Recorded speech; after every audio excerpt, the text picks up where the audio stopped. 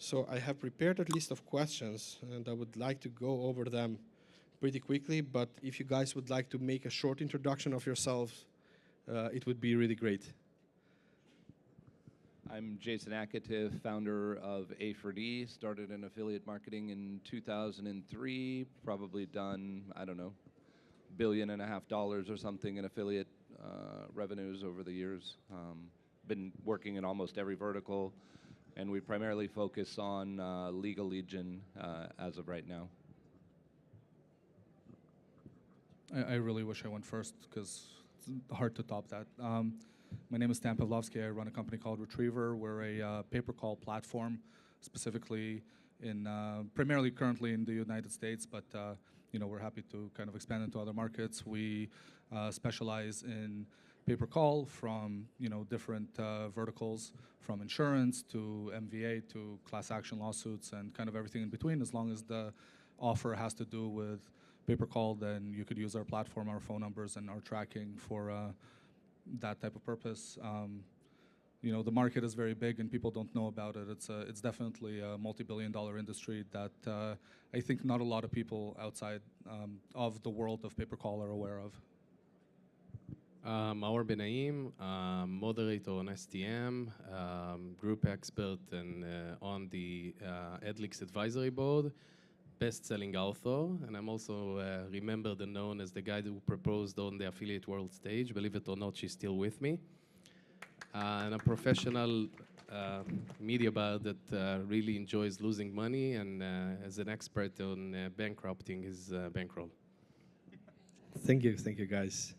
So, what has changed over the past few years in the lead gen space? Like, before it was kind of different. Like, especially in the last 4 to 5 years, there's a shift that is you can notice easily.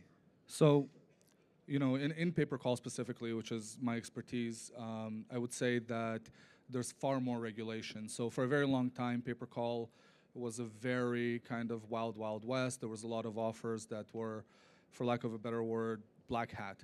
And a lot has changed in the United States, especially with how those offers are viewed. We, for instance, don't allow any black hat pay-per-call offers on our platform, and we focus on legitimacy. The big problem with our space is with phone calls, you have an online channel and an offline channel, and in a lot of cases, it's very, very difficult to tie the two together. And over time, over the past few years, there have been a lot of solutions that tried to bring legitimacy to that space, and there are solutions like Jornaya and Trusted Forum. And if you guys are interested in pay-per-call and you're interested in kind of learning more about that side of the space, you'll see that tying an online and an offline action does become quite difficult. And with the different,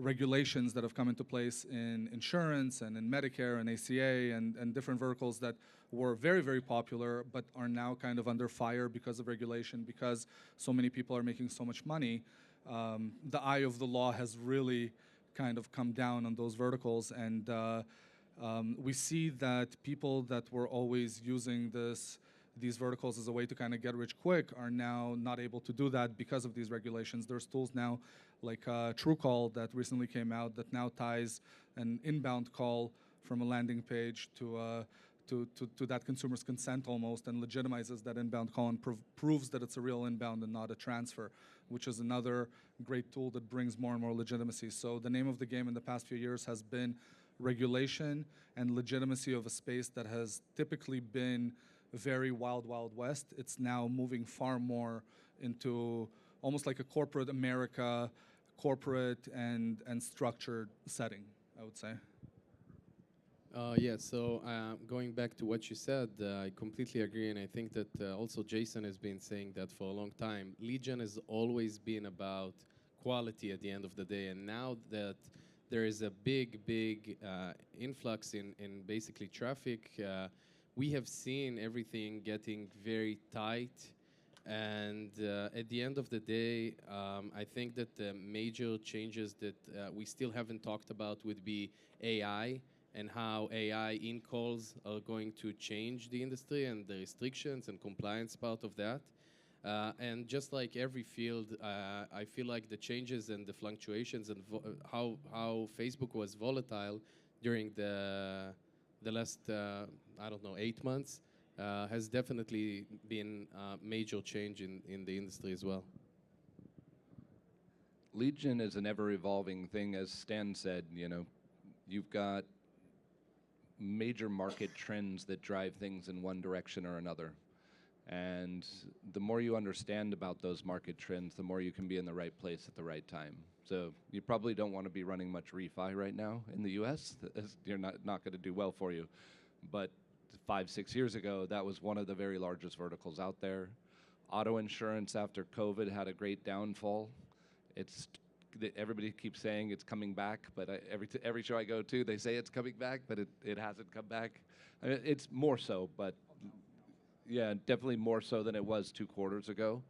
So it's really important to watch those macro trends. And the other thing is, like, the data and reporting compared to when I started in this industry for back-end conversion and performance. I loved your talk and how you talked about the back-end conversion rates and the quality, right? Like, one thing that's shifting in the business, at least from our business, is we're shifting affiliates to be paid further down the funnel, because we need affiliates aligned with where we're aligned. We don't want just somebody to fill in a form. We want somebody to become a sale.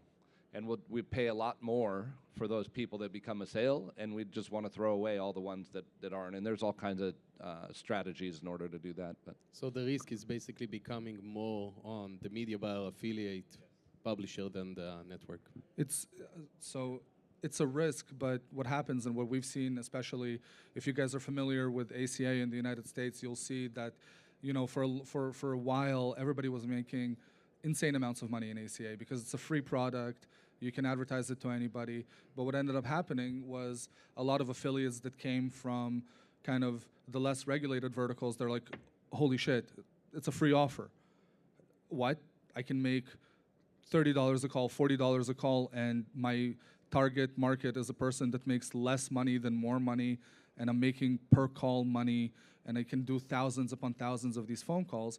And so they instead of taking the approach of how do we scale and make something that's actually long-lasting and has longevity, they decided to blow it out of the water. And so a lot of people made a lot of money very quickly, but that led to now, you know, quite popular lawsuits in our industry, and to, you know, CMS and these governing bodies kind of cracking down, because again, I see, and to Jason's point, bringing the affiliate further into the funnel and having them focus more on a sale rather than just driving traffic or driving a form, which is traditionally what happened, can also mean that with sales becoming, you know, the LTV or the lifetime value of that consumer going up and the cost of acquisition potentially going up, it also means that the payout is going to go up.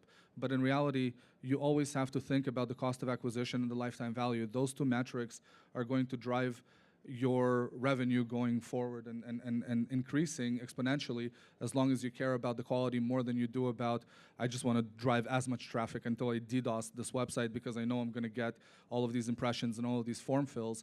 It has to be about quality. The conversation has to switch from I'm the guy that's going to drive you the most amount of forms to I'm the guy that's going to drive you the best forms that are going to lead to the best outbound calls or inbound calls or sales or whatever. The metric has to shift with time, because consumers have become more advanced, and you know that's a kind of a cliche, but it's also a reality at this point.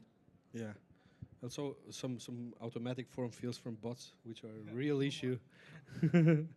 So, with forums and communities talking about lead generation less than it was used to talk before, like, where do affiliates find offers these days? Like, how can they find good offers, stuff that they're able to optimize, scale, and run for a long time like they used to?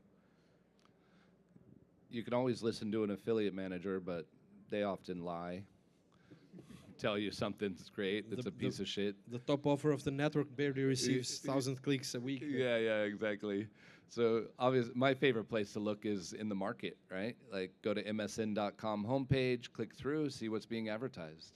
Go to Huffington Post, go to the bottom, see what's in Taboola, and refresh the page 25 times. See what other people are running. And if they're running it consistently and at scale, it's working. So that's where I find the best opportunities. Every once in a while, you might find something that's not running out there that you come across. I like to think about the unit economics behind it some. You know, I like high-paying offers, like ARP offers pay $2,000, $3,000, $5,000 per conversion. It's a lot easier to make the traffic work if you can create those back-end conversions with that stuff. So understanding the traffic source and, you know, is it cheap traffic at a native source and you're sending that to a listicle or, you know, whatever it might be. But look at the marketplace and see what's going on. That's always the best, in my opinion. Yeah, so I think that looking at the marketplace is always a good idea, but I also think that it depends on what you're looking for in terms of scale. So there is always like that balance in between volume and just like higher payout and a niche. So looking at whatever other people are doing is very easy, and I think that's also a way where you can go ahead and approach the main or end advertiser, and then you always have a decision like to make. Do you want to work with the network and get the benefits of the network with them taking their percentage, or you want to do it with like the direct advertiser? And that's another question. But going back to how to get an offer, I also think that creativity, and going back to what Jason said at the first question, looking at the market, looking at like the macro changes and even finding niches. I think there is a big opportunity with, you know, you talked about hair transplants. If you want to become an offer owner, which is, to be honest, nowadays, regardless if we're talking lead gen, e-com, you have to do the full A to Z. Being an affiliate nowadays is extremely hard. And it's not that rewarding because unless you have a very big unfair advantage like your own traffic source, like email or SMS lists, then you want to become your own advertiser to some extent. And then if you look at a specific niche and you know that you have a few dentists that your dad knows, I don't know what, and you approach them and say, hey, what kind of like surgery or like service or product you guys sell that people are actually looking for, you know? And then your forte would be, for example, Google search or YouTube or making creatives and then using that advantage to create your own offer. That's what I believe in. So I have kind of not an inside joke, but it's really a joke between me and my COO, Phil, that handsome gentleman over there. And I make fun of him continually because I pay for YouTube Premium. And I refuse to watch the ads on YouTube because that's where I get kind of my entertainment content. And recently he gave me his Hulu account, and I had to start watching ads on there because he doesn't want to pay for I can't have Hulu because I'm Canadian. So I have to watch. I like messaged him last night. I was like, or a few nights ago, I'm like, dude, like I can't take this like 1.5 minutes of ads. I'm dying. But in reality, the way that I look for campaigns personally, and I don't do my own campaigns, obviously, it would be, like you mentioned, a very big conflict of interest for me to start running campaigns in the verticals that I work in. That's not something that we want to do ever. And really, I already have a therapist for dealing in telephony. I don't know how you guys do what you do. It's insane.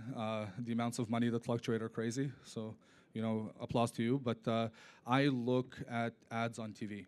I don't watch TV for the shows. I watch Netflix for the shows and YouTube and premium platforms like that. But I watch ads on TV, specifically on CNN and different platforms like that, because that's where I'm going to see those beautiful 1-800 phone number campaigns.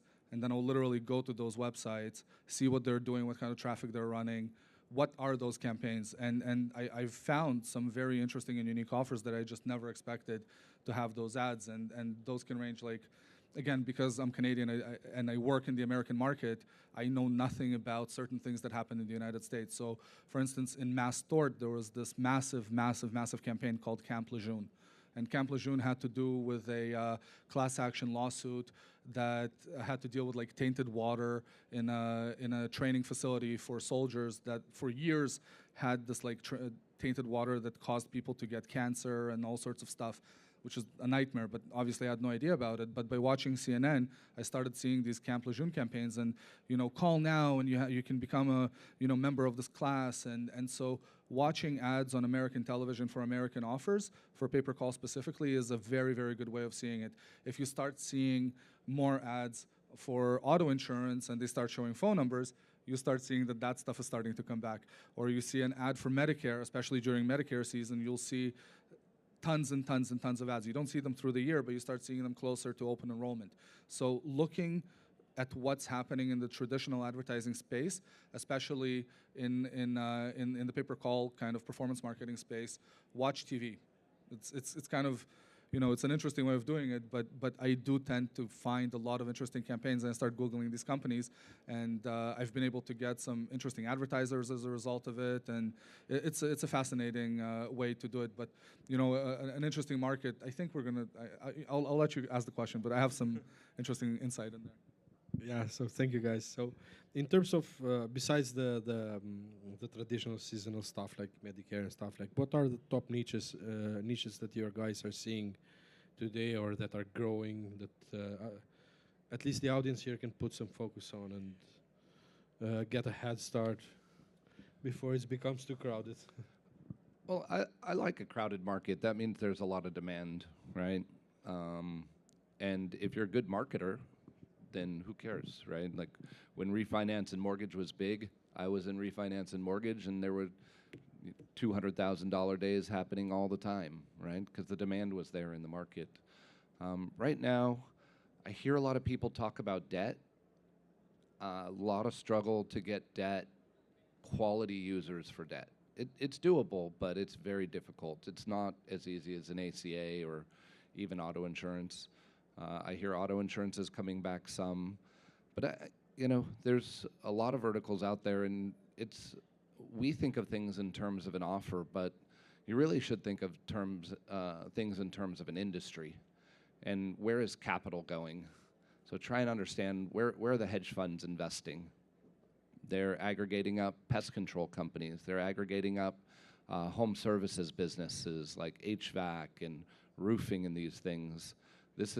These private equity companies are going in and aggregating all that stuff up, and they need those businesses to grow so they can flip their portfolio.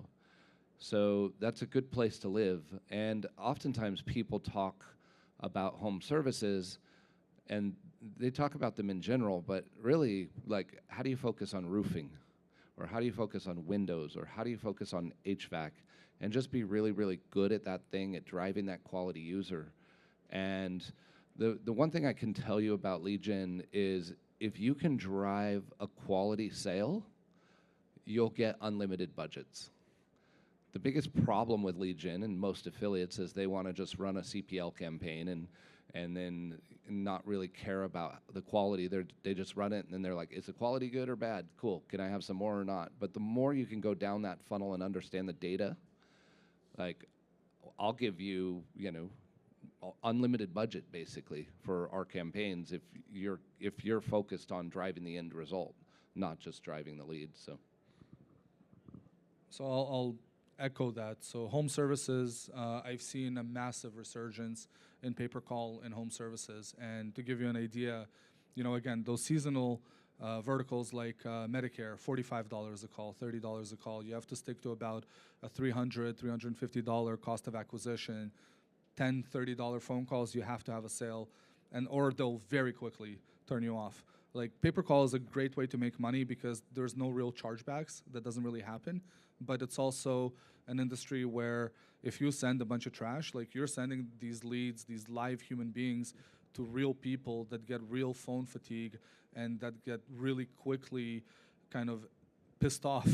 And they'll let you know it because they'll turn off your campaigns. And you can have a day where you're doing $25,000 that day or $100,000 that day.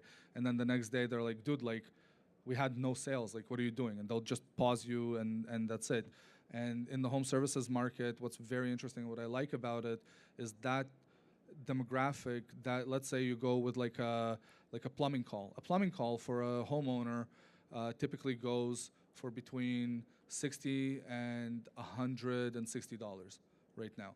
And that's in most cases, that's a homeowner, because a tenant, they might call it, but it's usually going to be the landlord or somebody that's going to actually pay for that, right? So what you're going to have is now you have a demographic of homeowners that you can now retarget for a roofing offer, and then you can retarget that same demographic for windows, and then you can retarget them. Most of them have cars. You can retarget them for for auto insurance, home insurance, whatever that is. You have to create your own database that you have to recontact. There's a guy in the US, his name is Anthony Paluzzi. He's a really good friend of mine and a great marketer. And he actually has a call center that follows up with a consumer after the offer is done. So, you can outsource to a call center or have your own call center, but following up with a consumer after they've, let's say, converted and you know that they've sold, you can call them back and be like, hey, how did this go? We may have another offer that's interesting to you.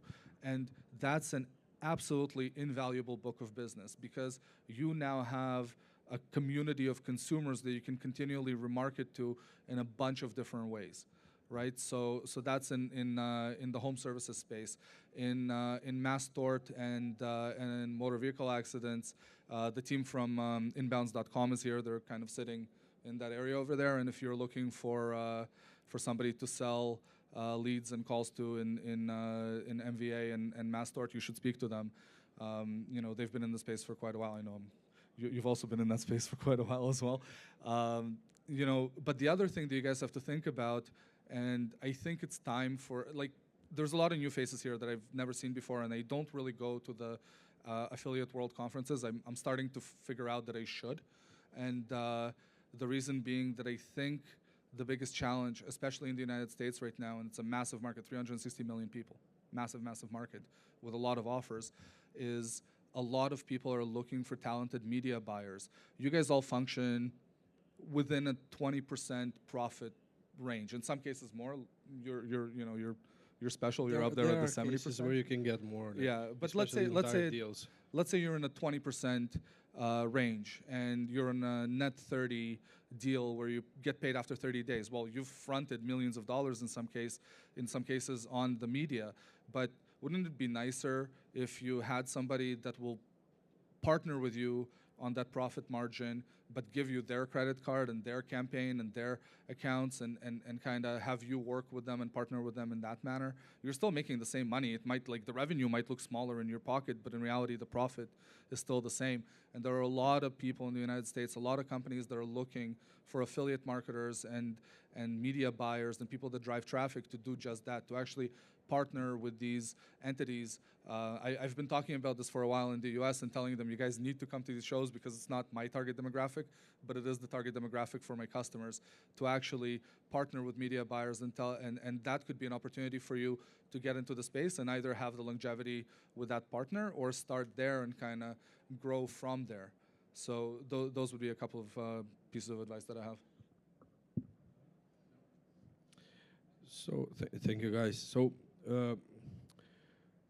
okay, we understood. We have a better idea how to find offers. But what happens when someone wants to run through an affiliate networks? Can you name a few affiliate networks that or partners someone can get in touch with? A4D. Apart from A4D, which is here, but I mean more in a way that, okay, I'm starting out tomorrow. I want to do lead generation.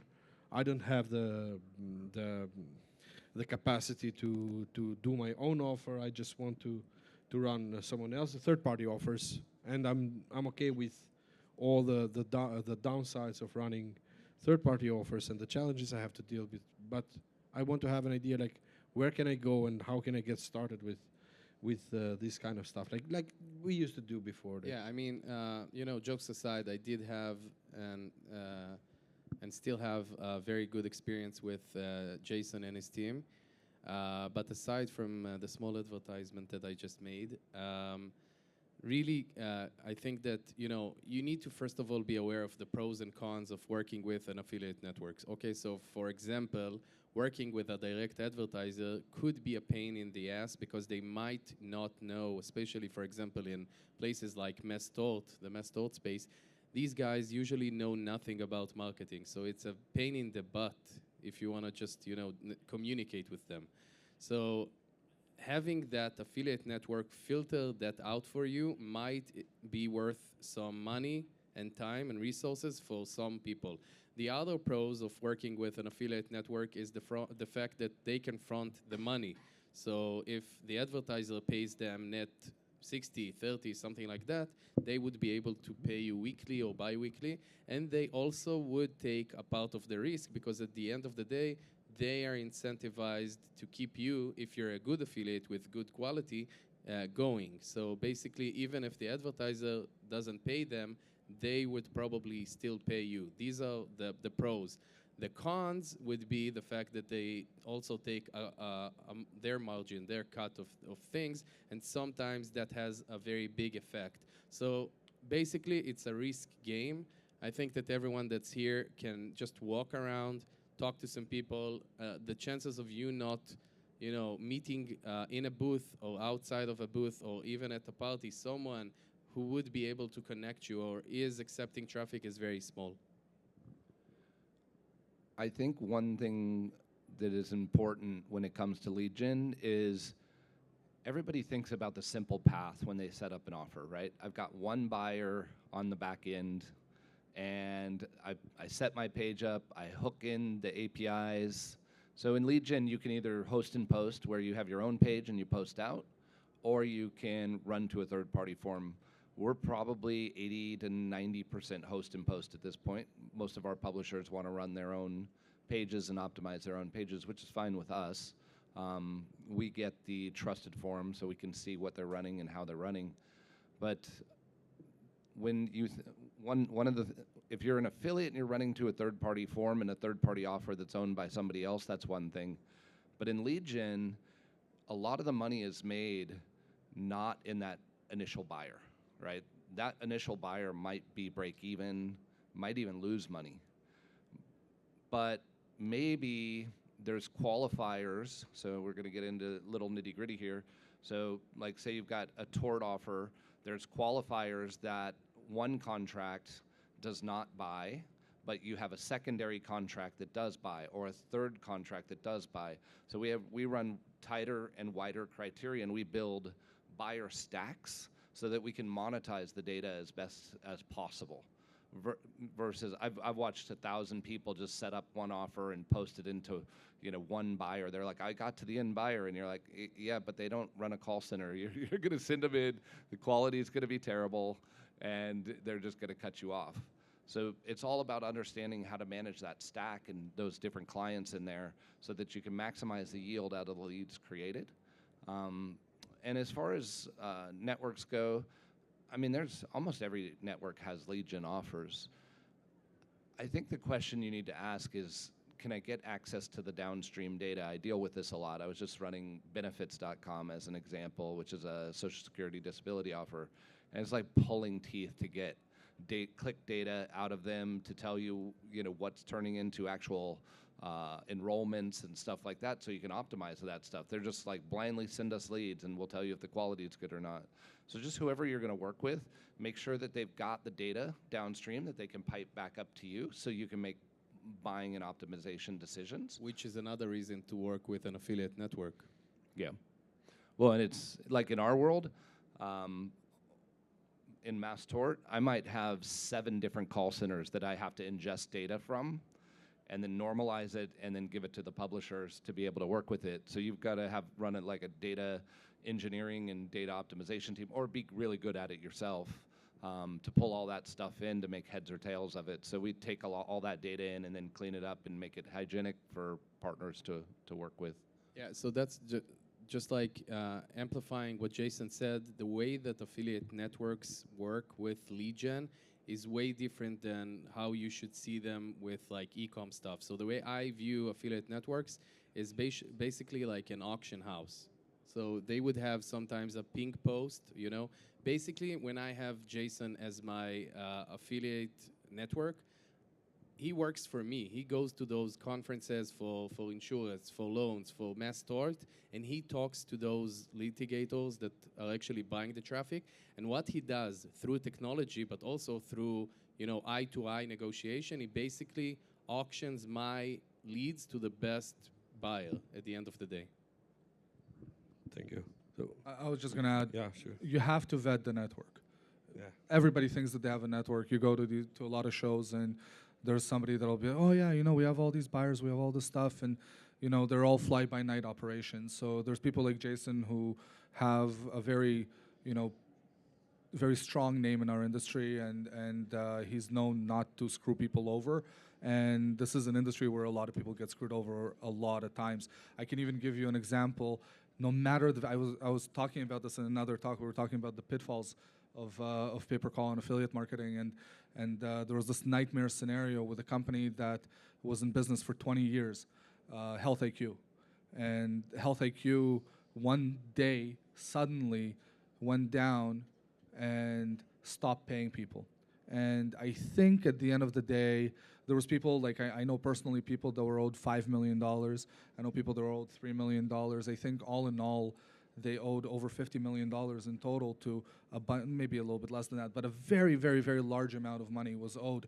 And some of the companies literally had to bankrupt because they weren't able to pay anybody. In other cases, they took it on the chin and they were able to continue. But that goes to show that you have to have a diversity of buyers. You have to be able to vet the network. You have to be able to keep a balance. And while there are a lot of risks, and it's not an easy space. A lot of people say, oh yeah, it's easy, you're gonna make a bunch of money and it's great. It's not easy. It's a very high risk space, but the reward at the end of the day is worth it as long as you don't look at it as a get rich quick scheme.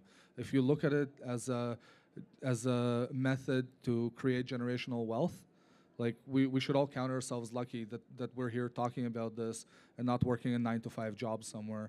You know, and sometimes campaigns go down and sometimes things go crazy, but at the end of the day, we pivot and we create something else, and then we're able to work on that, right?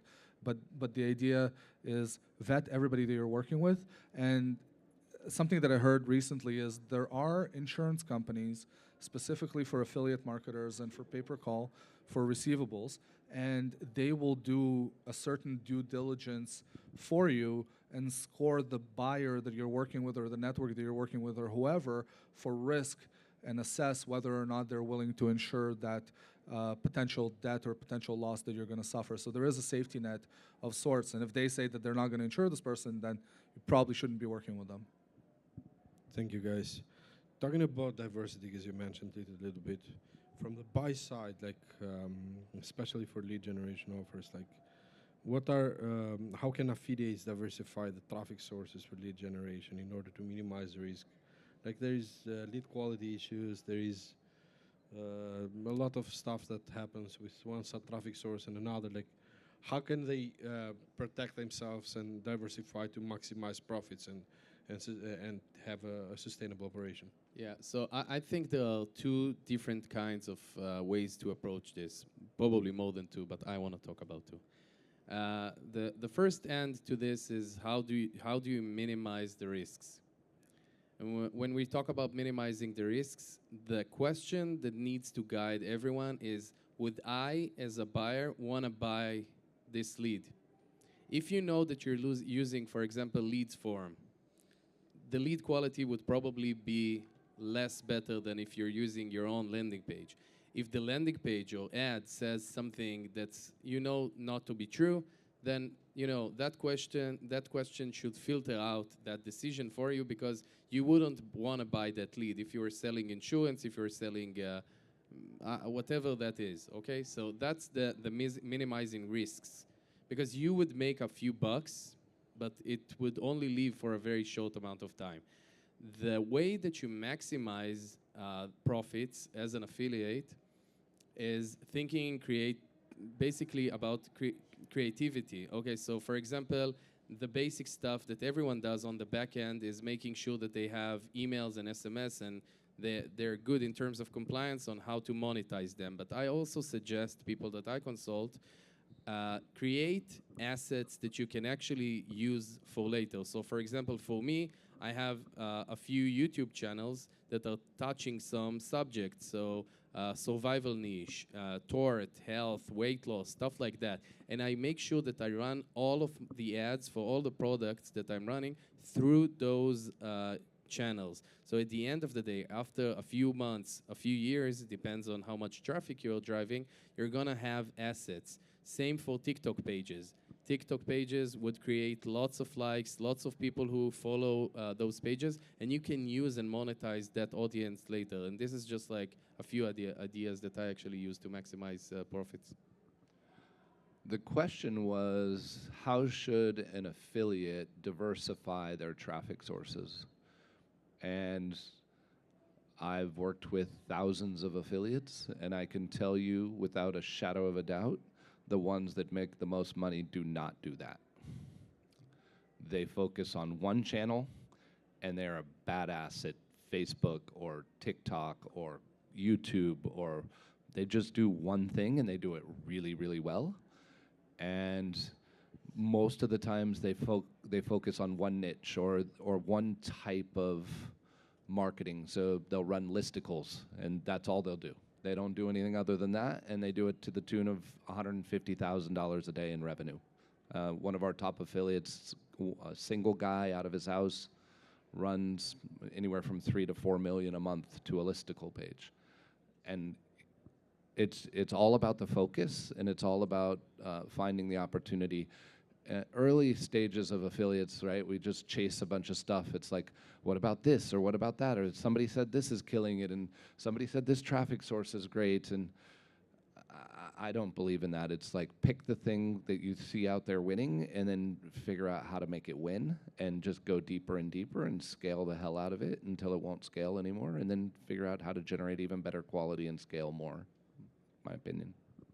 Just one quick point I'll make is go to the platform that you trust. So for example, if you're using the optimizer, you know that Lawson knows his stuff. Like, he just proved to you objectively that he knows his stuff.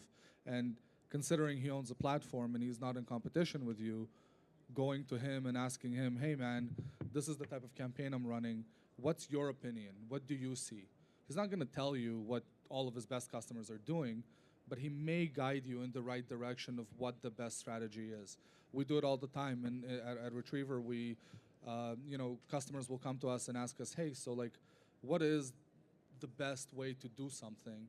And without naming names and without kind of going into too many details, we will guide you and tell you these are the type of formulations that you should be using. These are the type of real-time bidding things and strategies you should be implementing, and these are the things you should do in order to get and become successful in that niche. Because, I mean, I may not be a media buyer, and I didn't come from the space originally before I started with Retriever, but now I'm an expert at pay-per-call to an extent, I can say that, and I see it because that's like, I live, breathe, and eat pay-per-call, and I live, breathe, and eat the space, and so I know what are the best practices that you should apply. So if you're interested in pay-per-call and you start working in it, ask.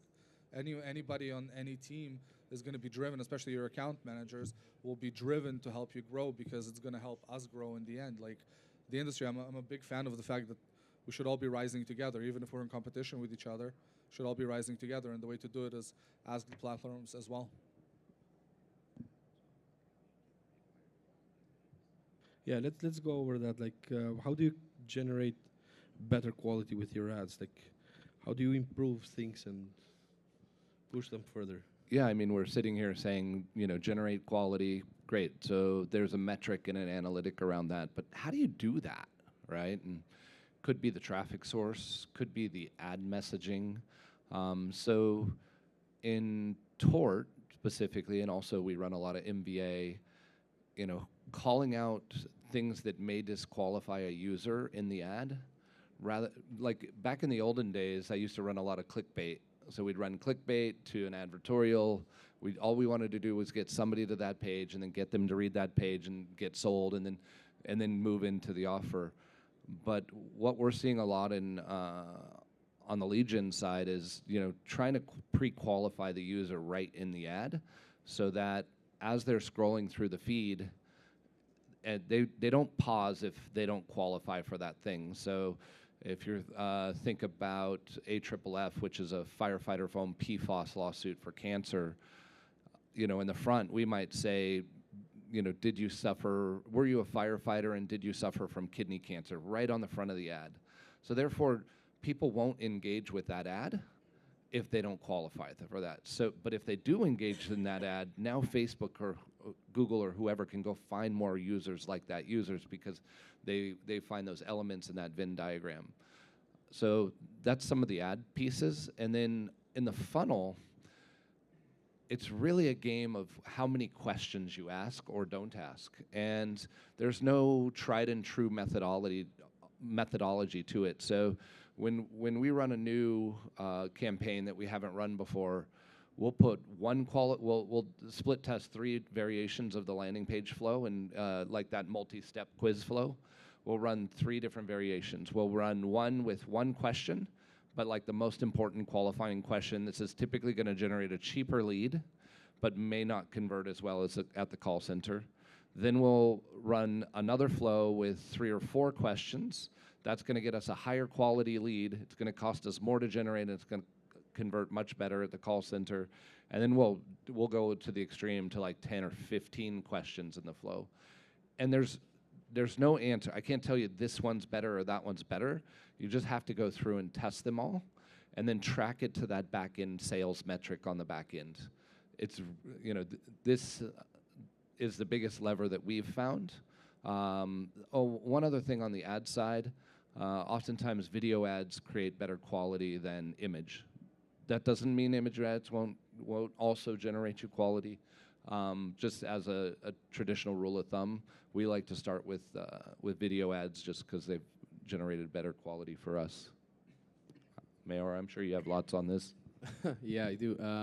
So first of all, I think that the method or the tactical stuff that you just suggested is very good, but I also think that we should point out that for affiliates that are going to try this, you need a deeper bankroll and you need a lot more courage. The reason is that simply you are going to see a much higher CPL, and you have to trust the fact that it's going to back out at the end, because basically, in order to stabilize a campaign on Facebook, you need at least something like 8 to 12, usually 12 conversions a day. If it doesn't go out of learning mode, you're not going to be able to scale it, and you're probably going to see the CPA go up. So just know that the budget ratio needs to be not according to what you see as small or big, but it has to back out the CPL. So if usually the CPL would be, I don't know, 50, you're going to pay 150 just because you're already filtering out lots of bad leads for the call center. Another thing to point out is that Facebook currently is targeting by the text and the video. So there is an AI thing that is going over the image, going over the video. It understands what the video is all about, and it's already going to target people who showed interest in that specific thing. And that's why with MVA, or even you mentioned Camp Lejeune, you're gonna create lots of leads that already are dupes. Basically, they already left their details. The way to avoid it is not by using a pre-qualifying question and making sure that you do not write something that has to do with that specific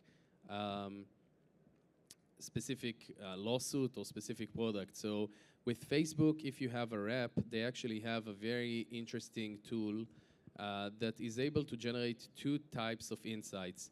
One insight is how much you're cannibalizing on your own traffic inside the same ad account. So for example, if you have 2 campaigns, are you basically competing with yourself in that specific bid and auction on that specific audience? And if you are, you're causing yourself to basically pay more.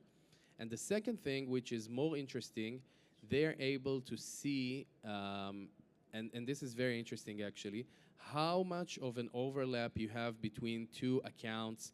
So for example, if you're using the handle method, which is opening up a different account, different page, different name that doesn't have to do with it, and if it's a landing page, then also a different domain, you're going to see that you are targeting and serving the ads to usually 99% different audience. And that's a big thing because that helps you generate a lot less dupes. And if it's a campaign that's running on TV that had a very large budget like Camp Lejeune, that's exactly what you want. It's going to create a much higher quality. One of the things I was just thinking about as well on the quality side, we run all CPA now, so we don't run CPL anymore for tort. And what that means is you get paid when it goes to the call center and it converts into a retainer event. And the one thing that's really important to think about it, you know, if you're running e-commerce, oftentimes that revenue event comes in close to the same time as the click event. So now you're going to generate a lead today, and that revenue event might happen in 2 weeks from now. And what happens with most people when they start running this way is they look at the spend today and they look at the revenue today. And it's like, well, I'm losing my ass. It's like you just scaled up the campaign. There's a 2-week lag to the data. So in Clicklflare, you have the opportunity, you can set the attribution to be at time of click or at time of revenue event. So just something to be aware of in the settings there. Yes? So yeah, I mean, this happens to a lot of affiliates that are coming, for example, from e-com. You're used to seeing all e-com, all if they're used to get paid by CPL, they're used to seeing the revenue happen right now, and they forget that they're running lead gen. So they would start, for example, over the weekend where traffic is bad or the leads get cold by the time that they get cold. So you just need to keep that in mind. So Thank you, That's guys. another thing. Just be cautious of running on the weekends in any vertical in lead gen, because the best closers often don't want to work on Saturday, Sunday. So be careful of how many leads you send on. They still are, call centers are open, but you're probably going to get tier 2 closers. Thank you, guys. I have no more questions for today. If anyone from the crowd has any specific questions before we wrap up this panel, that would be great. Or if you guys want to add something. We answered everything, I guess. Yeah. You guys are all pay per call pros now. Yeah. You got a stamp on the forehead. Thank you guys for being part of this event, and thank you for joining. If you let's spend some time together, shake hands, and have a chat. It would be really great to create some connections that we can move forward and keep up in the long run. Thank you again.